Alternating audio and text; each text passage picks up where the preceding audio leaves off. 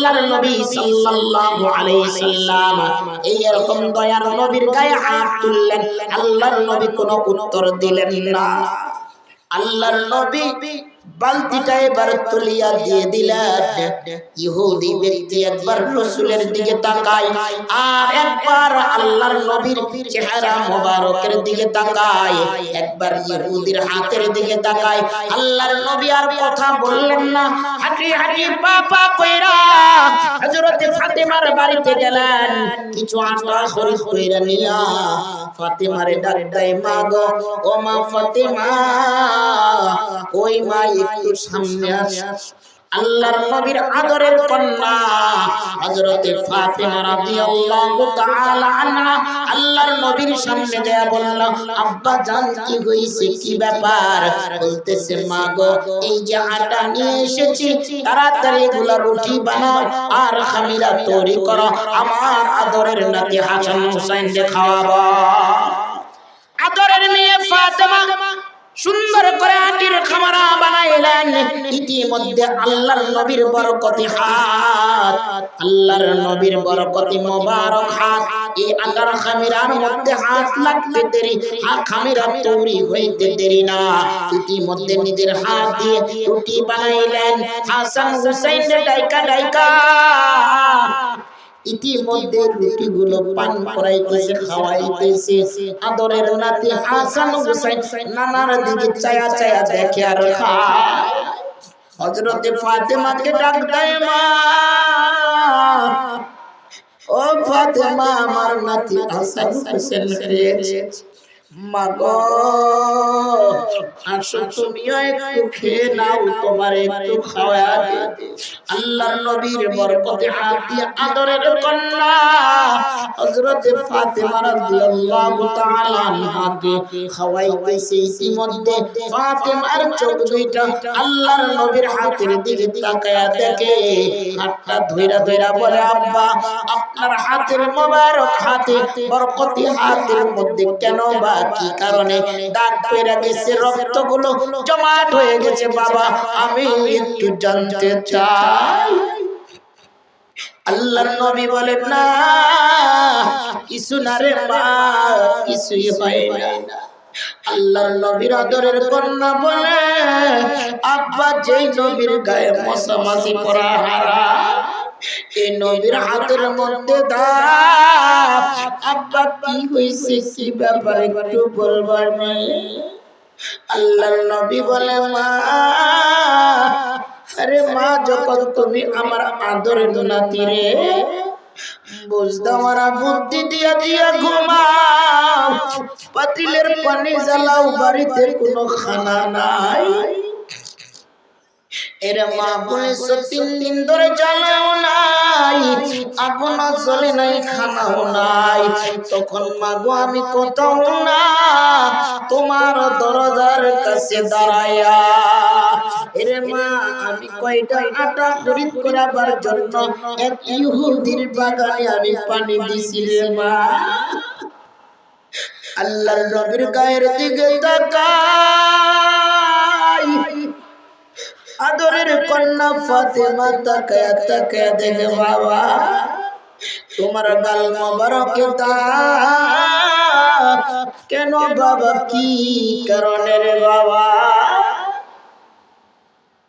আরে দয়ার নবী, মায়ার নবী, শুধু তাই না, আদরের নবীর কষ্টের জীবন, এরে নবীর উম্মত, আল্লাহর গোলাম, আমাদের নবী, আমাদের পয়গম্বর, আমাদের শেষ নবীর জিন্দেগিগুলো এখানে শেষ নয়। এরে মুসলমান, আল্লাহর নবী সাল্লাল্লাহু আলাইহি সাল্লাম যখন মক্কা নগরীতে গেছে, তায়েফের ভিতরে একটা গোলাকার জায়গা আছে, ওই জায়গায় পা রাখতে দেরি আল্লাহর নবীর গায়ে কাফের দুষ্ট ছেলেগুলো একত্রিত লেলায়া দিছে। আল্লাহর নবীর গায়ের মোবারক গার ভিতরে কাফের মুশরিক বেঈমানদের বাচ্চারা আল্লাহর নবীর গায়ে পাথর নিক্ষেপ করার শুরু করেছে। তায়েফের সেই জায়গাটা আজও পর্যন্ত সেই জায়গাটা বেষ্টন করা, গোল একটা চত্বর বানানো, হাজির হাজির গাড়িগুলো যায় যায় মুআল্লিম চিহ্নিত করে দেয়। এই যে দেখো হাজিরা, এই জায়গাটা থেকে আল্লাহর নবীকে তায়েফ থেকে পাথর মারা নিক্ষেপ করা শুরু করেছে। আল্লাহর নবী সাল্লাল্লাহু আলাইহি সাল্লাম এই তায়েফের ময়দান থেকে, এই জায়গা থেকে পাথরের আঘাতে আঘাতে শরীরটা রক্ত রঞ্জিত হয়ে গেছে। আল্লাহর নবী সাল্লাল্লাহু আলাইহি সাল্লাম এই তায়েফ থেকে, এইখান থেকে দৌড়াবার শুরু করেছে। আর কাফেরের বাচ্চারা, কাফেরের দুষ্ট ছেলেরা এখান থেকে পাথর মারা শুরু করেছে। আল্লাহর নবী এই পর্যন্ত যত কিলোমিটার রাস্তা পাড়ি দিয়েছে, কাফেরদের বাচ্চারা আল্লাহর নবী সাল্লাল্লাহু আলাইহি সাল্লামের গায়ে পাথর নিক্ষেপ করেছে। আল্লাহর নবীর বরকতি চেহারা, বরকতি দেহের মধ্যে রক্ত, ইতিমধ্যে রক্তাক্ত শরীর নিয়ে দৌড়ায়া দৌড়ায়া, আর কোথাও লুকাবার জায়গা পায় নাই, কোথাও জাগাবার জায়গা পায় নাই, জাগানোর জায়গা, দৌড়াইতে দৌড়াইতে আল্লাহর নবী, আল্লাহর পয়গম্বর হুজুরে মুহাম্মদ সাল্লাল্লাহু আলাইহি ওয়াসাল্লাম আব্বাসের বাড়ির কাছে যায় যায় দাঁড়ায়া আছে। আব্বাসের সেই আঙ্গুরের বাগান থেকে আব্বাস কিছুক্ষণ পরে দেখছে আমার দরজা, আমার গেটের মধ্যে কে। আব্বাস জানে না আখিরি জামানার পয়গম্বর, তিনি আখিরি জামানার নবী, আমরা আখিরি জামানার নবী কেউ এই আব্বাস চিনে নাই। ইতিমধ্যে আব্বাস কিছুক্ষণ পরে আল্লাহর নবীর কাছে গেছে।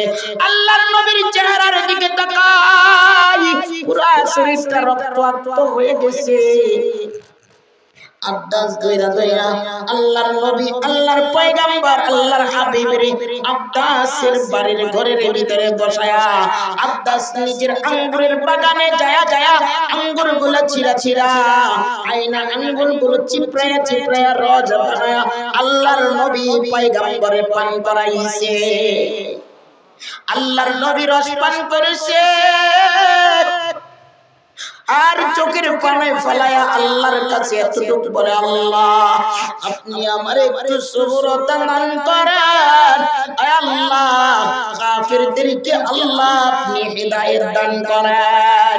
তখনও বদদুয়া নাই নবীর গায়ে, তখনও কোনো মুখ দিয়ে কোনো বদদুয়া বাইর হয় নাই। এর নবীর উম্মত, আল্লাহর নবীর গায়ে থেকে যখন রক্ত ঝরতে ঝরতে আব্বাস আল্লাহর নবীর গা থেকে পা মোবারক থেকে জুতাগুলো খোলার চেষ্টা করতেছে, ইতিমধ্যে তাকায়া দেখে আল্লাহর রাসূলের গা থেকে এত পরিমাণ রক্ত ঝরেছে, খনন হয়েছে, জুতাগুলোর সাথে আর পায়ের সাথে জুতাগুলো মিশ্রিত হয়ে গেছে। আব্বাস তাকায়া তাকায়া বলে, আপনার গায়ে কি আঘাত করেছে?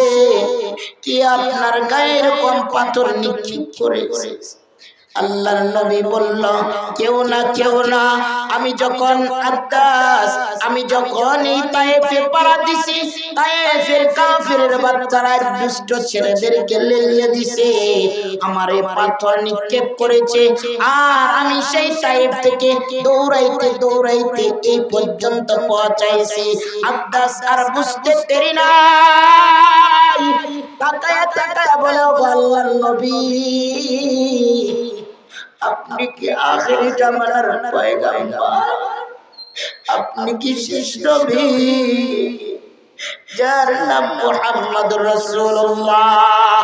আল্লাহর নবী বলেছেন, আব্বাসে আমি হইলাম আখিরি জামানার পয়গম্বর। আমি যেদিন তায়েফে পাড়া দিছি, কাফের বাচ্চারা সেদিন থেকে নির্যাতন আর জুলুম অত্যাচার আমার উপরে শুরু করেছে। আল্লাহর রাসূল সাল্লাল্লাহু আলাইহি সাল্লামকে নিজের ঘরে বসতে দিয়েছে, আর পা মোবারক থেকে জুতাগুলো পৃথক করতেছে। আব্বাস চিল্লা চিল্লা বলে, কাফেরের বাচ্চারা কার গায়ে পাথর নিক্ষেপ করলি? কার মোবারক চেহারা থেকে পাথর রক্ত ঝরাই?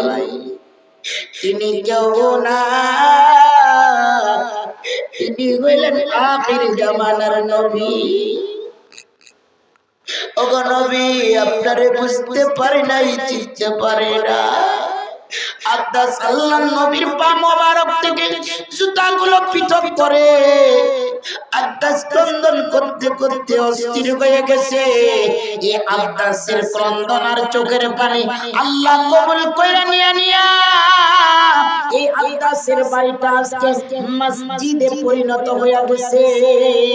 এই আব্বাসের বাড়িতে যায় মানুষগুলো ভিড় জমায়, যেটা বাড়ি ছিল এটা এখন বাড়ি না, এটা মসজিদ হয়ে গেছে। হাজিগুলো যায় এই আব্বাসের বাড়িতে দুরাকাত করে নামাজ পড়ে।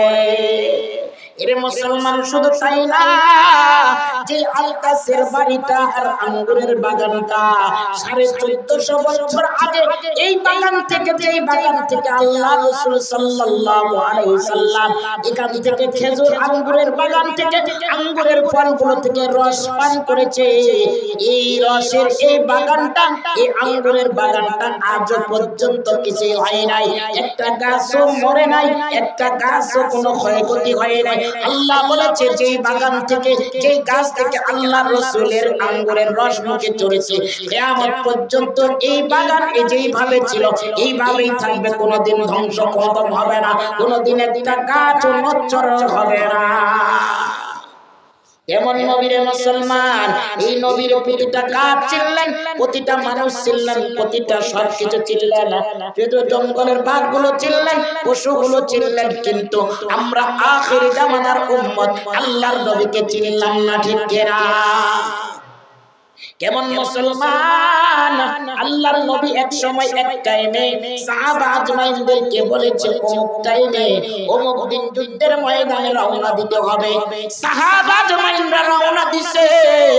ইতিমধ্যে জঙ্গলে পাড়ি দিবে একদল, আর একদল এক সেনাপতি বলতেছে তোমরা চলো যুদ্ধের ময়দানে, ঘোড়াটার মুখে লাগামটা টান দেই, নদী পার হইতে হবে। ইতিমধ্যে আল্লাহর নবী সাল্লাল্লাহু আলাইহি সাল্লাম কে লয়া আর ইতিমধ্যে সবাই রওনা দিছে, নদীর পারে গেছে। সেনাপতি এলান দেয়, ওই সাহাবারা এই নদীর কিনারের ভিতরে কেউ দাঁড়াবে না, সবার ঘোড়ার লাগামগুলো টান দাও আর দাবড়াবার শুরু করো, চোখের পলকে আমরা নদী পার হয়ে যাব। নদীর মাঝখানে সমস্ত ঘোড়াগুলো একত্রিত হয়েছে। এক সেনাপতি তার ঘোড়াটারে ব্রেক কইরা ফলাইছে। সেনাপতি যিনি লিডার, তিনি বললেন কেন, কি কারণে সাহাবারা রে ঘোড়া কেন ব্রেক করলা? কয় আমার গায়ে থেকে আমার একটা পানির পটলা, পানির পিয়ালা এই নদীর মাঝখানে পইরা গেছে, আমি পিয়ালা যতক্ষণ পর্যন্ত পাবো না আমি যুদ্ধের ময়দানে যাব না। সাহাবীরা যখন দাঁড়ায় গেছে, সেনাপতি বলে সাহাবে দেরি করবা না, নয়তো গলাগুলো পানির নিচে চলে যাবে, এখানে দাঁড়ায় থাকার জায়গা না। সেনাপতি তাকায়া বলে এরকম পানির পিয়ালা তোমার আমি কিনা দিন, খরিদ কইরা দিব, টেনশন কইরো না। বলতেছি আমি অন্য পিয়ালা চাই না, আমার যে পিয়ালাটা পইরা গেছে এই পিয়ালাই আমি এটাই চাই, এটাই নেব। কেন এই পেয়ালার প্রতি এত মহব্বত, এত ভালোবাসা?